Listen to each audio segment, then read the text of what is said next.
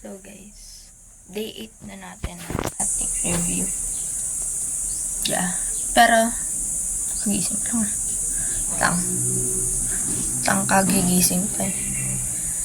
Pero hindi ako dito magre-review guys. Change tayo. Review. Tamit arte. Pero rin ako sa kabila kasi may inutos din sa akin eh. Nagpiprint ako. Kaya doon ako magre-review tapos doon lang. Para may laptop din. Diba? Ma-access ko yung mga reviewers PDF. Yeah. Yun lang guys. Tapos feel ko magmamat ako ngayon. Kung ano mang mat yun sa buhay. Tapos ano pa ba? Baka reading comprehension. Ganun.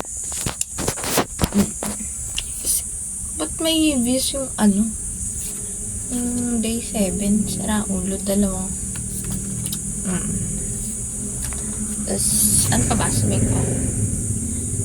Wow.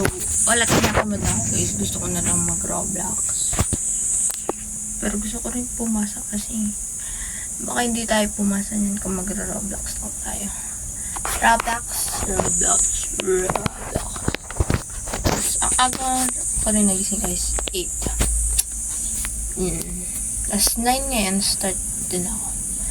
Hindi ako mapag-timelapse kasi palobat na naman cellphone ko. Yun yung makikita mo gana ako kasi pag mag-aaral. Yan lang guys. Ito yung ano ko. Wala. Si Lupi lang yun. Dami ko ng mga papel scratch dito. Ayan guys. Balikan ko na lang. Transition ba? Tapos na. Bye.